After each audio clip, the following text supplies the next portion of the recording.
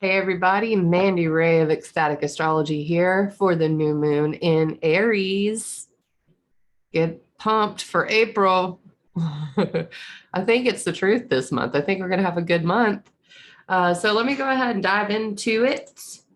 We had the new moon overnight last night. So I'm recording this Friday, April 1st, April Fool's Day. I'm over April Fool's Day, honestly. Like I've never really liked it. I've never liked being tricked at all. And in any way, I like it less as an adult, as an older woman, I think.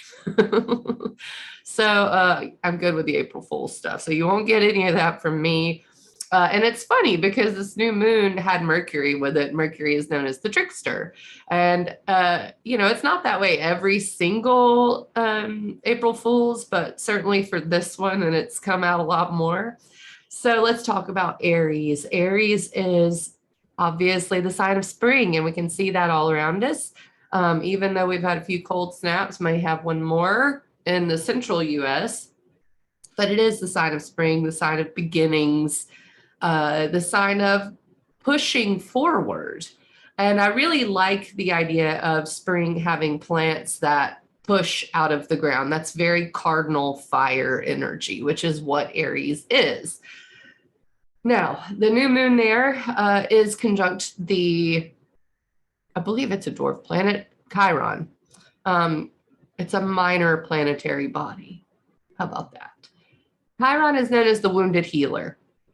And the wounded healer in mythology was a centaur, and which is half man, half horse. And let me just give you the cliff notes. He had all the healing knowledge in the universe. He could heal anything. He taught healing, which is another important piece of his mythology, that puzzle. So he taught healing. He could heal everything. And one day he was accidentally shot, I believe, by Hercules. Don't completely. You may want to fact check me. Either way, he had a wound and he could not heal it. It would not heal. So in order to heal himself, he gave away his immortality to Prometheus. And so the wounded healer has to do with your own wounds and also how you heal them. And when you do that, you heal humanity, when you teach it. And in Aries, I've been saying Chiron in Aries is about healing identity stuff, self-acceptance, which is me, right? Like who I am in the world. Do I have a right to exist exactly as I am? Authenticity, truth, that is Chiron in Aries. Being your true self, self-love, getting your desires met. It's Mars ruled. Aries is a Mars ruled planet. We'll talk about that. So this new moon is filled with symbolism of healing in regards to our wounds, whatever those may look like. Now, we all have Aries somewhere in our chart. You all have a Mars somewhere in your chart. Mars was somewhere in the sky whenever you were born. Okay, so we all have this inside of us, this egoic need to get what we want, which is really great. I mean, it keeps us alive. And so I'm not totally a fan of the kill the ego club because it makes us human. That's what ego is. It's self-preservation. It's independence, right? Sometimes that leads to war, which is why Mars is the god of war. And so there, with Chiron there, it's interesting that we find ourselves viewing a war, at least from America. You may be closer than that, and I wish you healing and safety, self-preservation, right? It's really, really intense, and that is also a Mars theme, intensity, inflammation. So those wounds get inflamed, we have to heal them. And then let's talk about Mercury, the trickster there, throwing us curveballs. Mercury will come into a cazimi with the sun right after the new moon. Cazimi means in the heart of the sun. So I shouldn't even said with the sun, because cazimi is a word that means in the heart of the sun. Would have not to do with any other planet. So I'm tripping over my words talking about Mercury. That's how it always is. I have Mercury in Sag, the sign of its fall or detriment.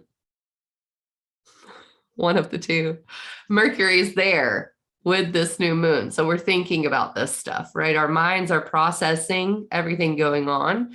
The only thing is when it gets to a cazimi, we may have this aha moment, and I'll go over that date as well with you. Now, that's just one little part of the Aries new moon. There's also Mars in Aquarius. Mars is the ruler of Aries. So when you talk about anything, especially a new or full moon in a sign, you want to look to its ruler. You know, if it's Taurus, Venus is the ruler. If it's Sagittarius, Jupiter is the ruler. Here we have a new moon in Aries, Mars is the ruler. And it gives you more information about what this could be about. Mars is in Aquarius, which is the sign of innovation, future, large groups of people, the internet. It's the higher mind. It is, I like to think of it as innovative structures, how we have to build new types of structures to support forward movement. That's really Aquarius. It's Saturn ruled.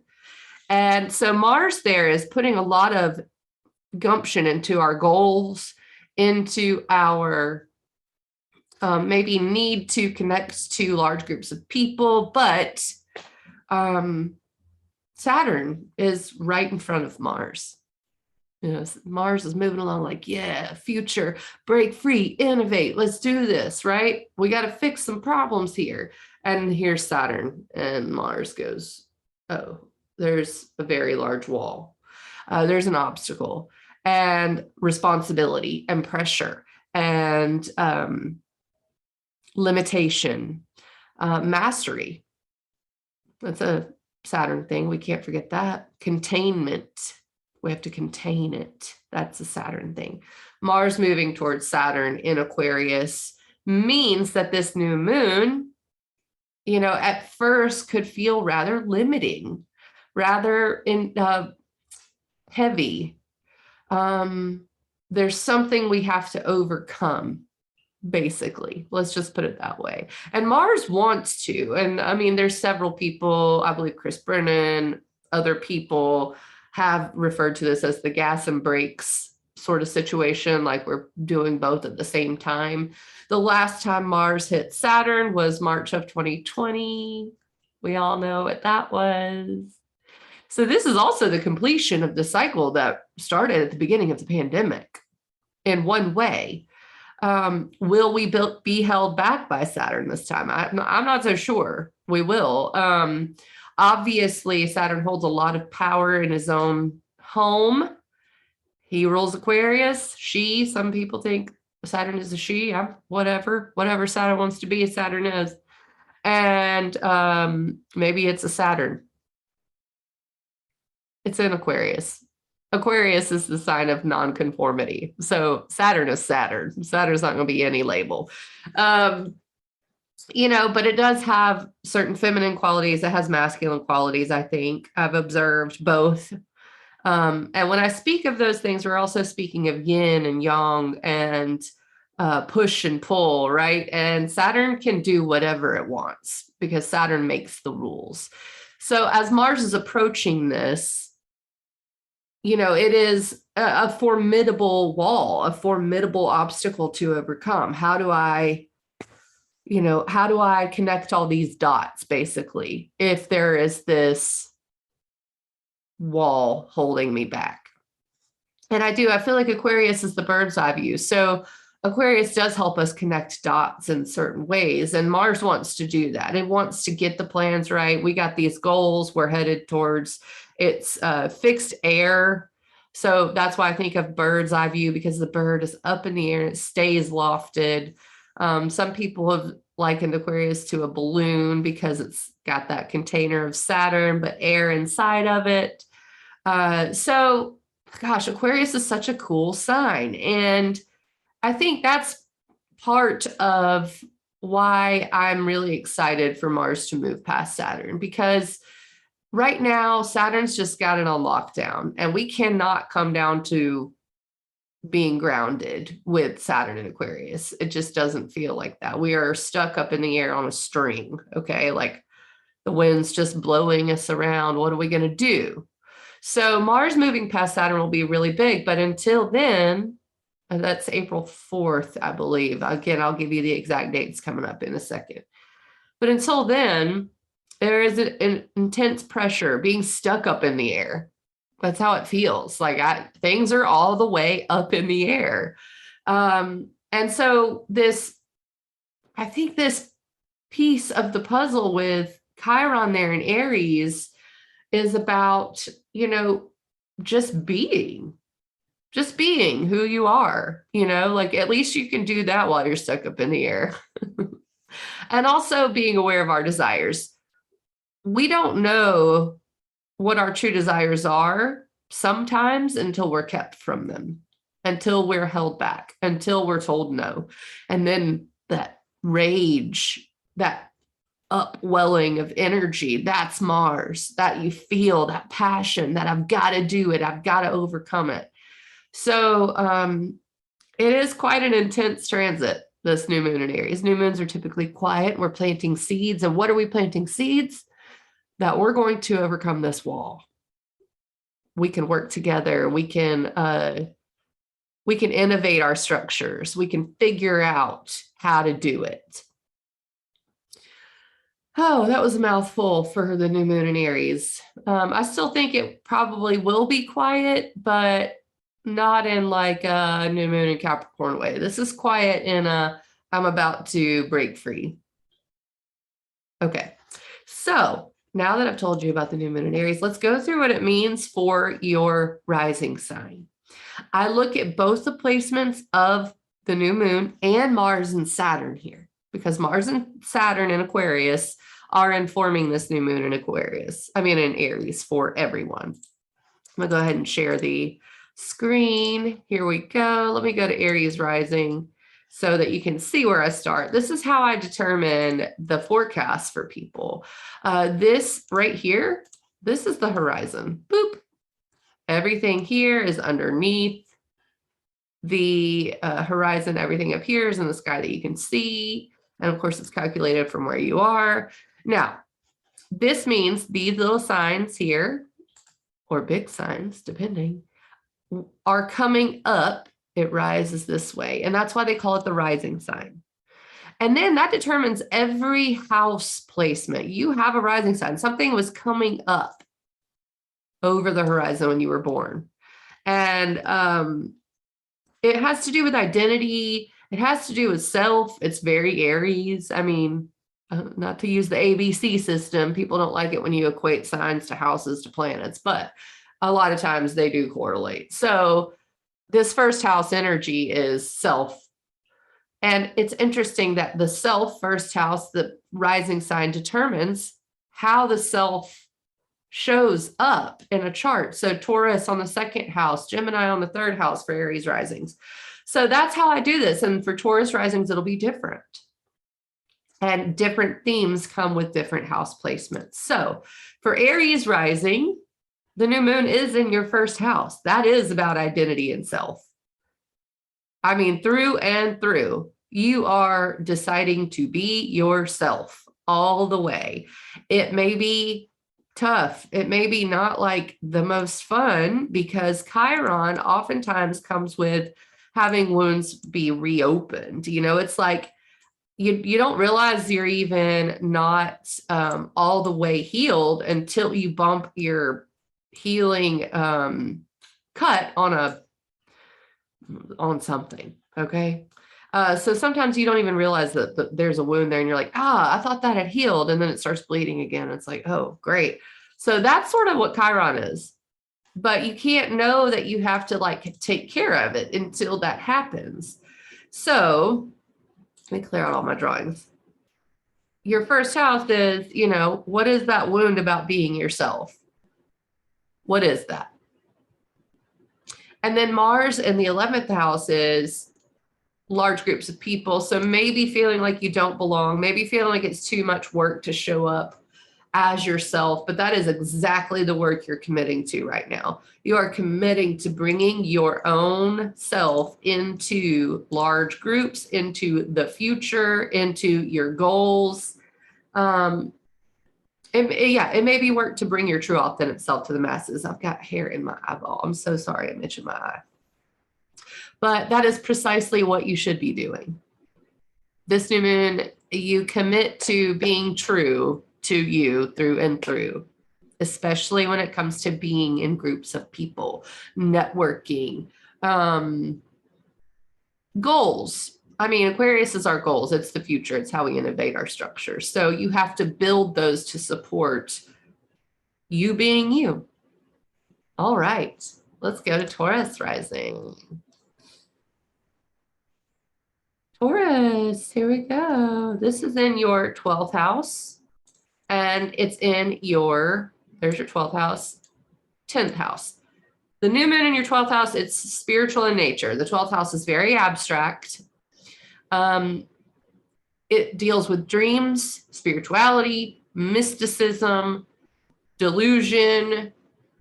Sometimes it's the place of self-undoing, but that I think is unnecessarily fear-mongering. I've gone through 12th house transits, and it can be disassociative. I'll put it that way. So in some way, you're getting to your spiritual center. You've got to go inside for this new moon and figure out what messages come through my heart, come through my spirit. It's the place of downloads. That's what I call it. It's like when you have to get a new operating system update and you have to download it. Sometimes you have to clear out old apps or something to make room. That's the 12th house. And you may have to be letting go. The 12th house does deal with letting go, reflection, retreat. But this is insanely connected to your career and how people view you. And that may be the part that's showing up actually, because Mars and Saturn, Venus is there bringing a lot of attention to career, legacy, public reputation. What am I doing for a career, et cetera, et cetera. And the answer is in spiritually healing, meditation, retreat, reflection, that still small voice, the downloads. That's where you're going to see some movement and some forward progress, I believe. So I would say you commit to a higher minded idea of what success means to you, to sum it up. It's not measured in money. It's not measured in awards, but how you feel inside, I'm going to cry. It is. That's exactly how it should be measured. That's success. And Taurus rising, that's for you. Okay. Gemini rising. This phase for you, let me get to your chart. Okay, here we go. See the horizon here? There's Gemini. This is in your 11th house is the new moon in Aries, and 9th house. Now, it's sort of similar to Taurus rising. It's spiritual in nature. It's about belief, truth, and how that ties into your goals in the future. So the new moon is in your 11th house. That's large groups of people. You're really healing your ability to be yourself, to bring yourself to the world, to these goals, get your desires met, being independent, authentic, innovative. That's what you're doing. Now, Mars and Saturn, where you may be experiencing some obstacles or some responsibility or limitation, is in your 9th house of truth and belief. What do you believe about the world? It also is higher education. It is travel. So there is some obstacle to all of that. Maybe you're being presented, especially, I would say, with Jupiter, Neptune, and Pisces, which is adding to it with a question, a philosophical question that you can't quite answer with Mars and Saturn there. And that's actually, I think, what's hard for you to formulate your goals. That's what's making it hard for you to settle on some goals. So the answer is in the philosophy for you. You will have your answer about goals, networks, groups of people, the future, especially when Mars passes Saturn in your 9th house of philosophy, spiritual belief, truth, how you view the world. You're figuring that out. Okay. And it could come through travel or higher education. Let me look at how I wrote it to sum it up. Let's see. This new moon, you seek true purpose and aim to align your goals with your belief in inner truth, Gemini rising. All right, let's go to Cancer Rising, Cancer Rising. Yeah. I'm a Cancer Rising. So I can really speak to this one. I'll tell you that much. We got new moon in our 10th house of career with Chiron there, healing something to do around success, questioning yourself. I don't belong here. I don't belong in the successful place. And then Mars and Saturn in your 8th house, which is shared resources, other people's money, power. It's definitely power and boundaries, how you allow yourself to be treated. Sometimes it's disempowerment, what you're worth. So your new phase that's starting where you're really healing your right to be here is in your career and success. And that's a big one. That's a very big one for Cancer risings. Jupiter will be here later on in the year. And that's something for everyone to know where Aries is. Jupiter will be moving into that area in May. Very important and also very expansive. So this really kicks off like a big moment, I think, for every sign where Aries is. So that's the new seed you're planting is in healing your right to be yourself in your career, in success, in legacy, public reputation, okay? Being your true, authentic self. Now, Mars and Saturn in your 8th is about empowerment. This could feel very existential, like you're trapped a little bit. You don't know what that means, why, like, what is this? Saturn in your 8th, other people have hold over you. That could very well be the case. There is a moment coming up in which you're going to have to empower yourself, I will say. It could come with ending contracts.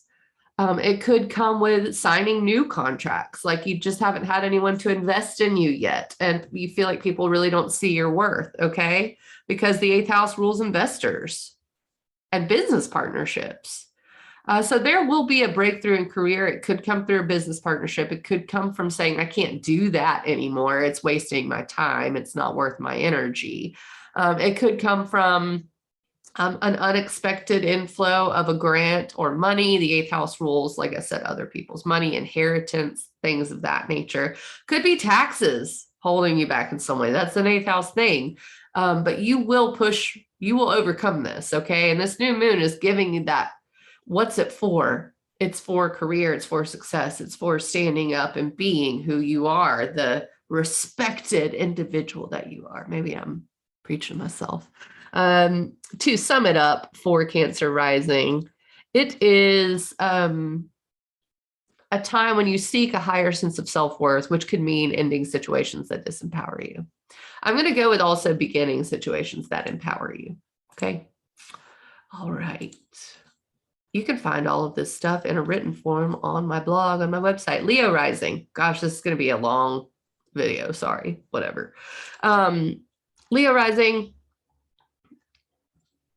This is in your 9th house of belief and truth, higher education and travel and philosophy, and 7th house of relationships. So this one's really, really interesting to me because you are healing this right to have your own beliefs and philosophies, the right to be independent, to seek your own path. That's really what Aries in the 9th house means for you. And then Mars and Saturn, you could feel held back by relationship a little bit. Like something needs to change here. I need to overcome this heaviness. And this could mean, Mars, Saturn, gas brakes. It could mean redoing something around relationship. It could mean breaking those things. It could mean making them more serious, like signing contracts with Saturn there. Either way, it's going to be something to overcome, Mars, Saturn. You're committing to work on your relationship area in some way. That also is going to tie into you healing your own, it's like trust in yourself. That's the 9th house. The 9th and 3rd house really have to deal with that, with trust in yourself and your decisions and your beliefs.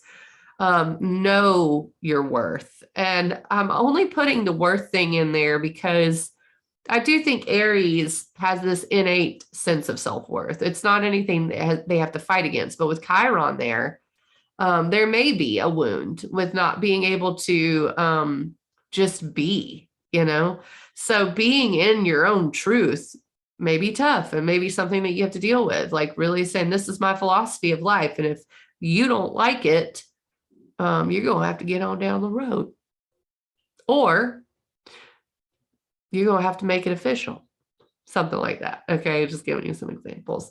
So in my notes, I wrote, for Leo rising, this new moon, you could seek a greater alignment with your inner truth and spiritual path, and how relationships of any sort fit into that.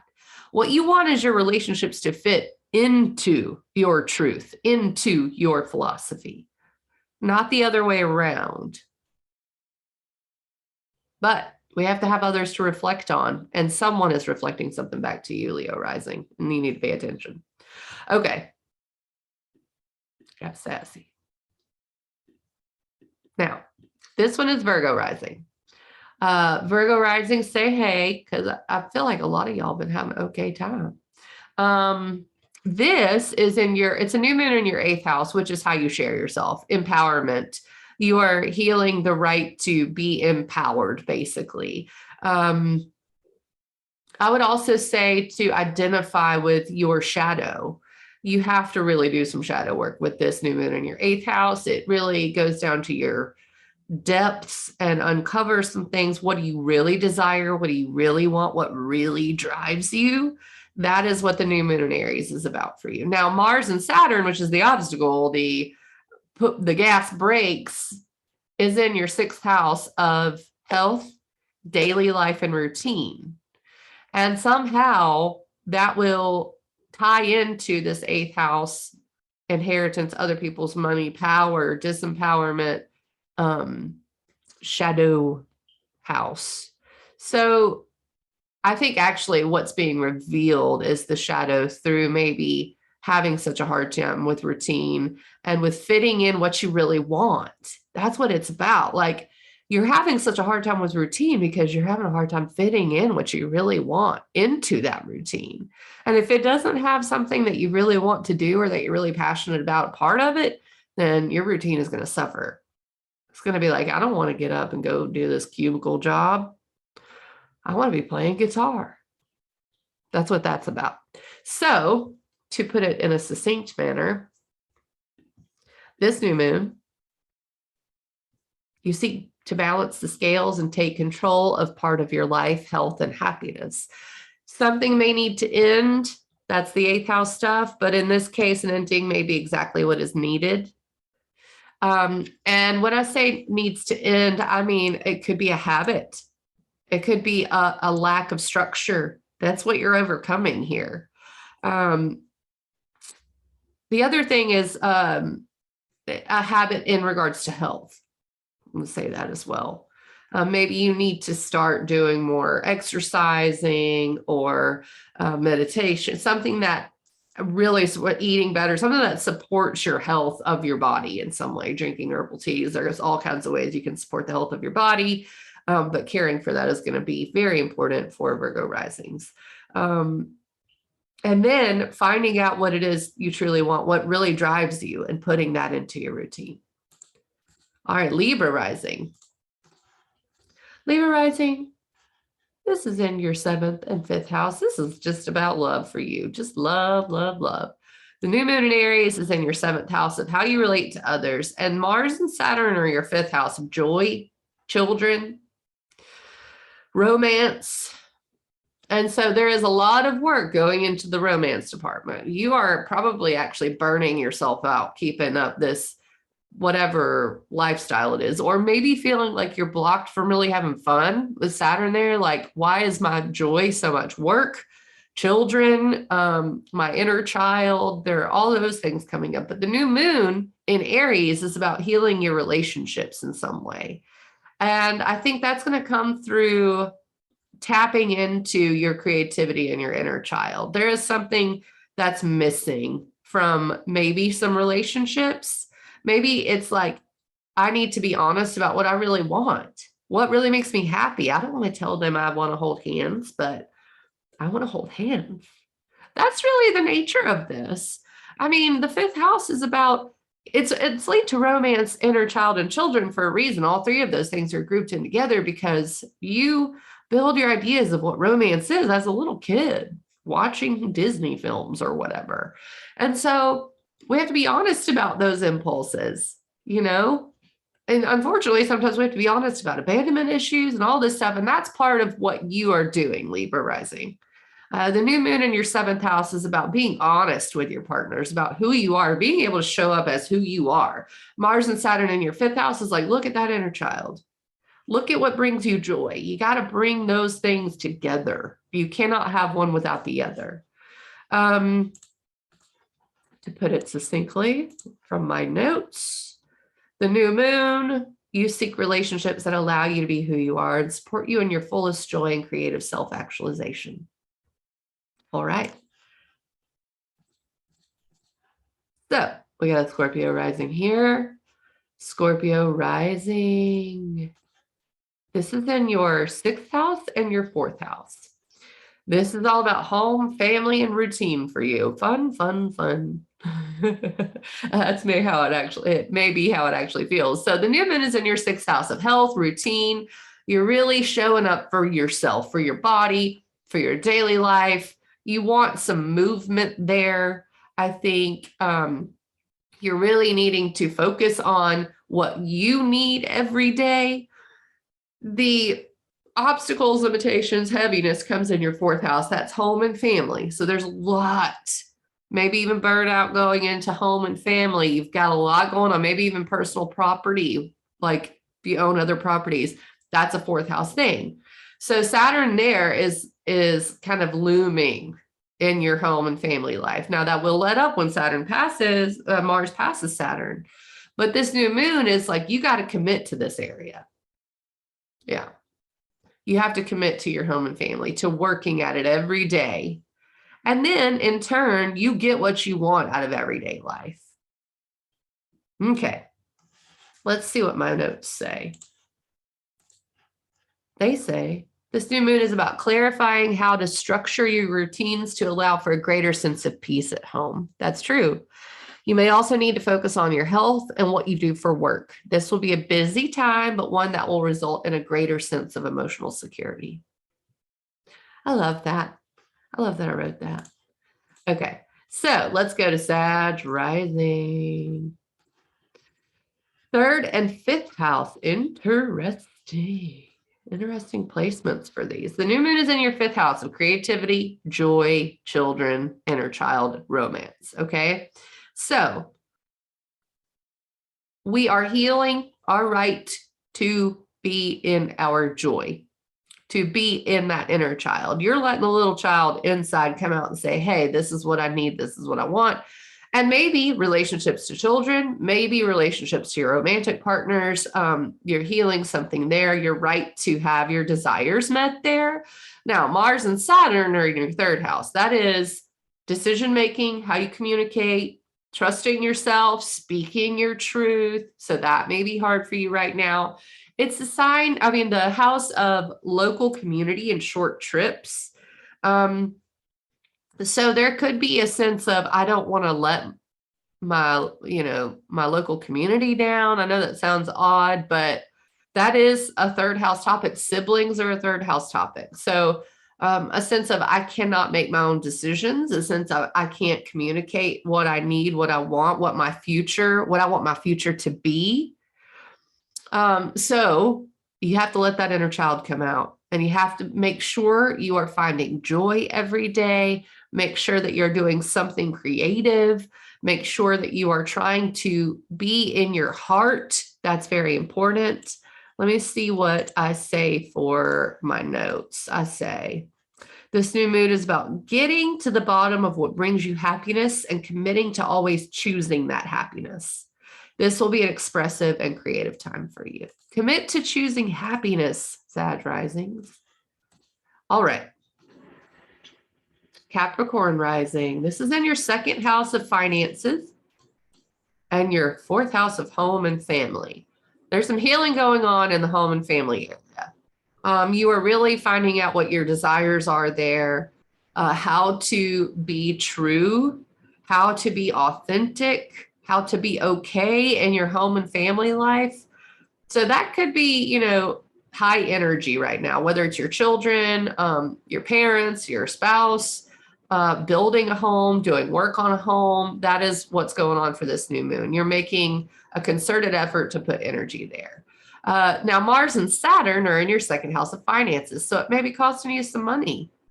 It may be that you need to stay home because you know, with Jupiter, Neptune in your third, you're trying to escape it.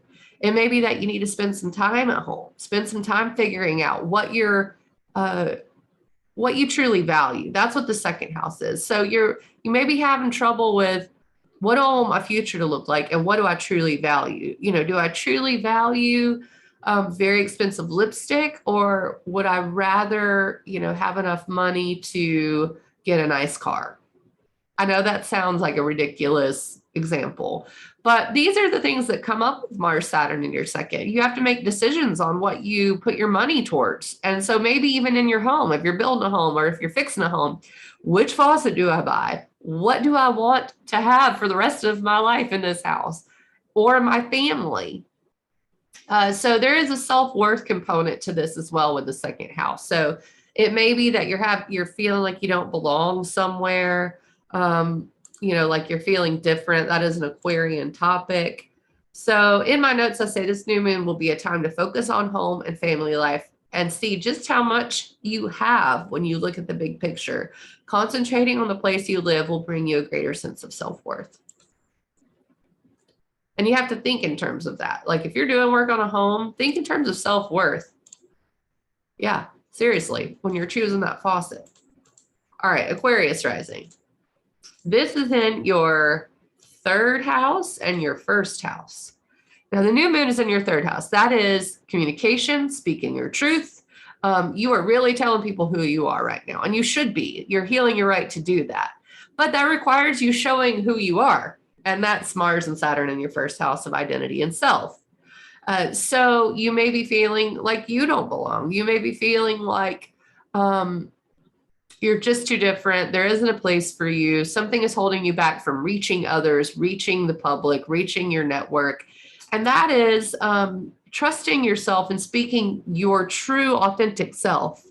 You are not supposed to be being like anyone else right now. You're not supposed to be. Like if you've taken cues from other people because they've been successful, that's fine. That's really fine. But this is about you really being you. How would you do it? Not how would anyone else do it? How would you do it? This is about being authentic, about showing up as who you are. You are not taking cues from anyone right now, Aquarius rising, and you shouldn't be. If you are doing, like I'm trying to think of an example, right? Like if you've seen someone communicating and like networking in a certain way, you know, maybe they're doing mailers or sending out mail, okay? And you think that's a great idea. I'm gonna send out mail for my business or something, or for my, you know, whatever it is, for my nonprofit, for whatever. Those mailers may not work out. How would you do it? That's how you're supposed to be communicating yourself to people. And that's the obstacle, because maybe you're trying to figure out who you are with Mars and Saturn in your first house. So you're communicating. I'm so sorry. I'll try to mute that on the video. It may not work. So you're committing to your identity, to figuring out who you are. And even if that's different than most people, and then you're communicating that to people, you're making decisions based on being your true self. Okay, let me see what my notes say. This new moon, plant seeds by communicating who you genuinely are to people and making decisions that allow you to express yourself in all situations. Okay. We got last but not least, never least. In fact, it's a vast ocean of a person, Pisces rising. Hello, you got Jupiter and Neptune in your first house right now. Wonder how that's going for you. So this new moon is in your second house of finances. You're healing your self-worth, your right to charge, what you are worth. But there is this existential thing hanging out in your 12th house, and that's Mars and Saturn. So it's abstract. The 12th house is very abstract. It may not be abundantly clear what the thing is holding you back. It could be your subconscious. And so you are doing a lot of subconscious spiritual work right now. And you're committing to that. You're committing to meditating. You're committing to reflection, committing to letting go, committing to that. And it will feel like that. Now, when Mars moves past Saturn, I think that this is going to open up a really nice time for you, especially when it comes to finances, being paid. You are worth it, Pisces risings. Do not forget that. You've got the planet of abundance sitting in your first house of self. Venus will be there soon for you, Pisces risings. Like, hold on. I know Saturn in your 12th has been tough. I know it has been. It's about to let up a little bit. So I hope that you are healing your self-worth this time, because I think during this time, because I think that is exactly the thing that you're supposed to be doing. Jupiter will be there soon. If someone offers you money, don't say, you don't have to pay me that much. You say, I need more. Okay. Maybe not until Mars passes Saturn. But. So let me see what my notes say for Pisces risings. This phase is about money and self-worth. This new moon plants seeds by believing you have a right to be paid what you are worth, and what you have, and that you have a right to be seen for the unique creature that you are. Your dreams are about to come true. And I believe that for Pisces risings. All right. That ends the new moon in Aries talk, along with the rising signs. So let's just go through a little bit of the week. Maybe the next couple of weeks. I don't even know what I'm up to with this time of this video, but hey, you're just getting a juicy one today. What can I say? Okay, so the very next thing we have coming up after this new moon is going to be the Mercury Cazimi with Chiron. And that is April 2nd. So this should be a little bit of a aha, this is what this is about moment. So even if you don't know, maybe what happens is on April 2nd at 11:57 a.m., you are just watching this video and you figure it out. But the point is, that's going to be still active. We're still in this new moon territory, especially with the Mercury Cazimi. Now, the other thing is Mars is getting closer to Saturn. Like, these are the two big stories for a couple of days. These are the two big stories. The other big story is that Jupiter is getting closer to Neptune. So the Jupiter-Neptune conjunction is just a different beast. Like, it's just not even... It's a completely different beast, a completely different animal. It is about dissolution of what we've always believed. The world's about to get simultaneously really magical and really weird. I'm just going to tell y'all, this Jupiter-Neptune conjunction is going to throw us a curveball. I know it. Pisces is about dreams, mysticism. Jupiter is truth. Neptune is the modern ruler of Pisces. Jupiter is the traditional ruler of Pisces. They're coming together. Only happens once every 166 years in Pisces, I think. So it's something to watch. It's something that we've never experienced as humans, not in Pisces. Now, we experience it in every sign because it happens about, several times in each sign. Like, I think every 12 years or something. It's every 13. I mean, don't quote me on the math. The point being, no humans alive have ever experienced a Jupiter-Neptune conjunction in Pisces. Okay. So we're talking magic. We're talking delusion, cults. That's a Pisces thing. You know what else is a Pisces thing? It's viruses. That's a Pisces thing. So, I mean, it's funny that we dealt with the virus with Neptune already. This may just be about how our own personal truth changes because of the presence of this virus, right? So the way we have to dream up new futures, new ways of doing things, innovate to a certain extent, takes on a little bit of a Uranian flair, I think. So Jupiter's getting closer to Neptune. as we move on. Now, let me go into April 3rd, which is Sunday. The moon is hitting Uranus, which is brief. It's brief, but it's something to watch because the moon and Uranus will be a moment of epiphany, a moment of needing to break free, a moment of rebellion, upheaval. This is like when we wake up, it's in the first half of the day some days. So it could feel very freeing, very nice.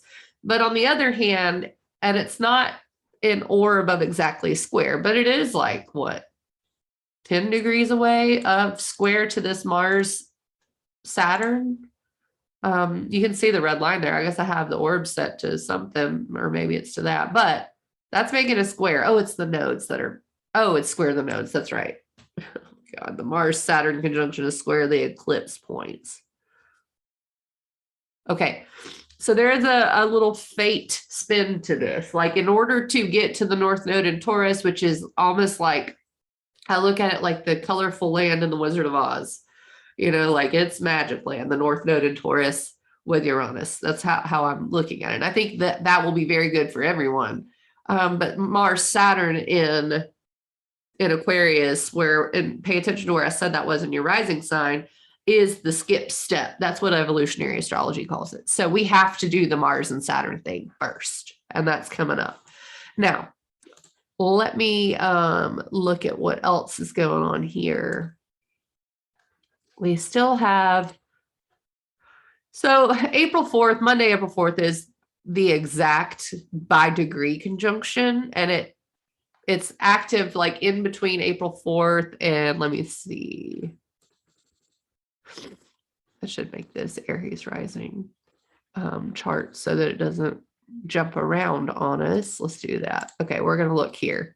Sorry. This is, you're seeing chart work in real life, y'all. Real life. This is Aquarius. Aquarius is the 11th sign. So when I make an Aries Rising chart, it's going to be the 11th sign. Now, we've got it coming together by degree and minute. It looks like nighttime, April 4th. So all day, April 4th. I'm going to tell you something. It's a Monday. It's going to be the Mondayest damn Monday you ever Mondayed. Okay? I hate to say it.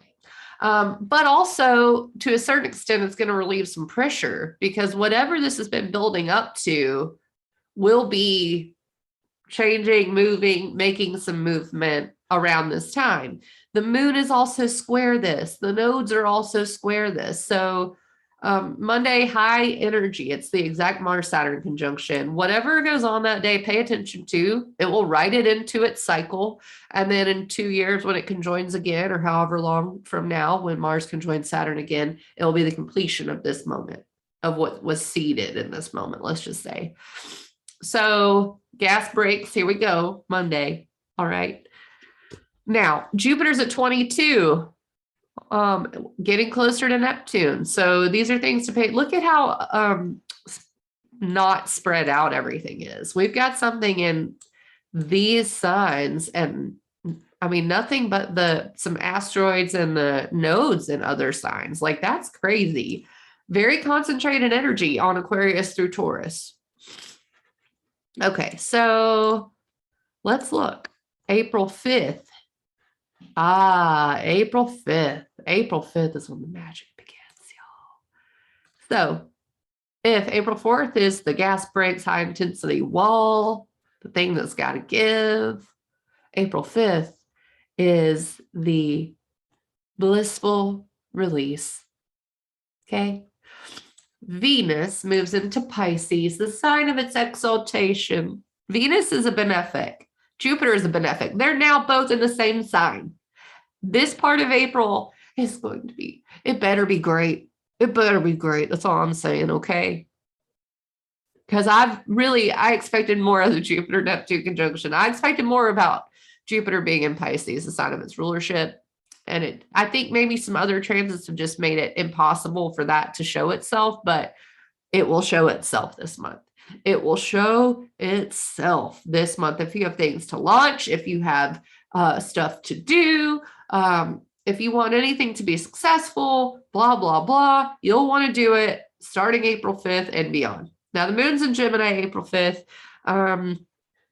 which will eventually trine. This is nighttime. So let me look at April 6th. I'm wondering if I even put Venus and Pisces in my, no, I didn't. I didn't put Venus and Pisces in my newsletter because I didn't continue it on, but I'm continuing it on now. So yeah, April 6th, the moon in Gemini is trining, this fresh off the Mars Saturn conjunction, Mars and Saturn. And that's going to be a nice harmony. Like we're going to understand things. Our minds are like, yeah, especially because the moon's going to sextile Mercury. Venus is coming in to Pisces. It's moving forward. Jupiter's getting closer to Neptune. Like, man, thank goodness for Wednesday. I did not mean to do that. Okay. Wednesday the 6th looks really good. Now we get moon in Cancer on the 7th, which is a Thursday, and that will be very close to the first quarter square of the moon. The first quarter square of the moon is not exact until, let's look, but I say once it moves into the quarter square sign, you're dealing with those issues, those things, and it's the first, like it's called crisis in action. So you are taking action on this new moon stuff around this time. So it's something to look at. It's exact. It looks like overnight, April 8th, April 9th. So I'm going to say April 8th is going to be the day, Friday, April 8th, that it's most active. At this time, Mercury is coming in to, Mercury's done some things Friday. So actually Thursday, it's sextile Saturn. Again, our minds are going to connect with what we have to do. And then it will sextile Mars, which is like all systems go. We're just moving with Mercury sextiling Mars. Sextiles are opportunities. So all of this new moon stuff still active with Mercury there. And then we get the quarter square moon. At the same time, Mercury is approaching a square to Pluto. And so I'm thinking that the moon may actually get there at around the same time. So let's say April 8th and then April 9th are going to be, this may be an intense moment, April 8th and 9th. This makes a T square. If we add in, no, we don't have, yeah, it's just a T square. So a T square is inherently tense. You can see it here with Mercury, Pluto, and the moon in Cancer. This is going to bring up stuff from 2019 and 2020. Like all the, and 2018 as well. All the stuff in Capricorn. We had the eclipses in Capricorn during that time. The Pluto and Capricorn story. All this time you've been stuck in it. You know, we're getting unstuck. And that's going to require some moments of personal empowerment. And that's what this is. This day, Saturday, April 9th. An interesting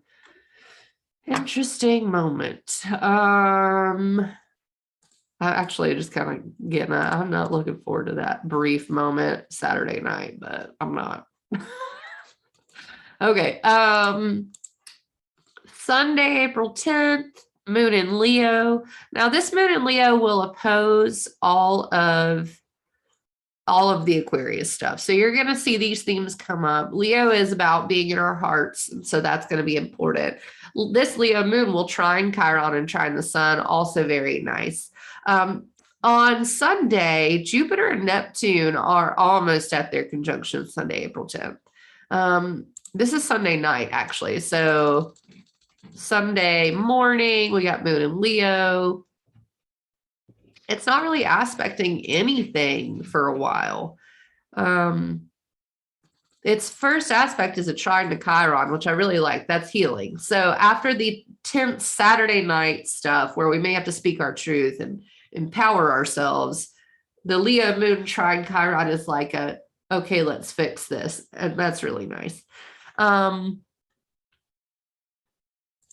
Let's see here.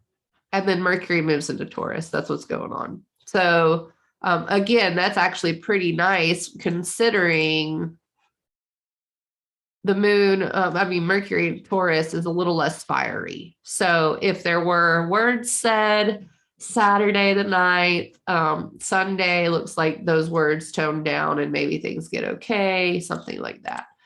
And then Jupiter's almost at its conjunction. Now let's look at Monday, April 11th. This is, well, I'm just looking at the most active thing, and I think it's just the moon opposite to Mars, which can usually bring inflammation. So Monday may be a little inflammatory. My allergies are inflammatory right now. I'm so sorry. I'm stuffed up. The sun is at 22 and will sextile Saturn that day. So this creates a really interesting painter's knife. That's what I call it. I like to call it a painter's knife. Here we go.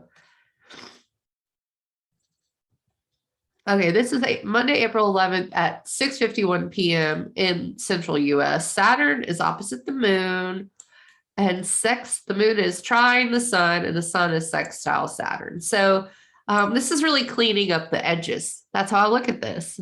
We're cleaning up some edges here, really making our lines fine, figuring out where we're, having our lines drawn. And I think this is a really good thing. Now, Jupiter is at its almost exact conjunction. I really don't want to say any more on the Jupiter Neptune conjunction because I think its nature is like confusing. Like, I don't think we can know what is going to be seated here. So just so you know, that's why I'm just marking the fact that it's going to come into conjunction. Okay. So then we have, I'm just going to go over the day of the exact conjunction, which is Tuesday, April 12th, I believe. Let's see.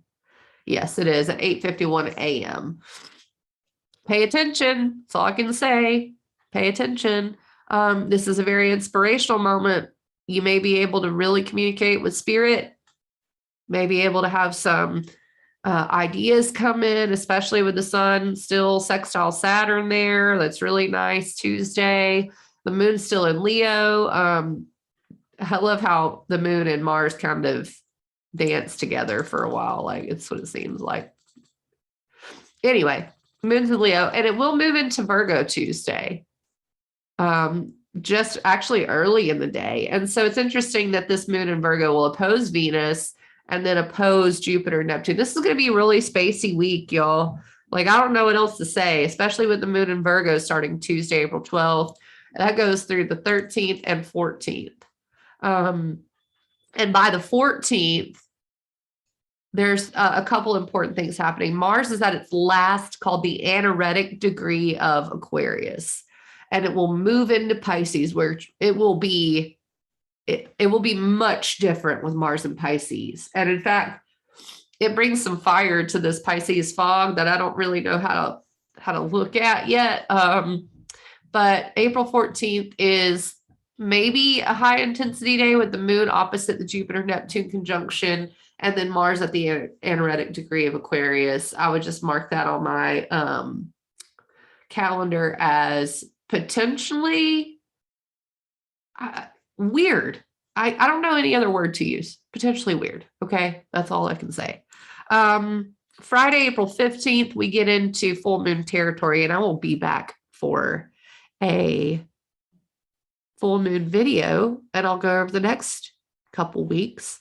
Mars moves into Pisces April 15th, full moon in Libra is imminent, and Venus is getting closer to its sextile to Uranus, which I'm looking forward to, as well as the Mercury conjunction with Uranus. So I'll have more to tell you. Until then, I will see you on the flip side, y'all. Love you, Mandy Ray of Ecstatic Astrology signing off. Please book a session with me. ecstaticastrology.com.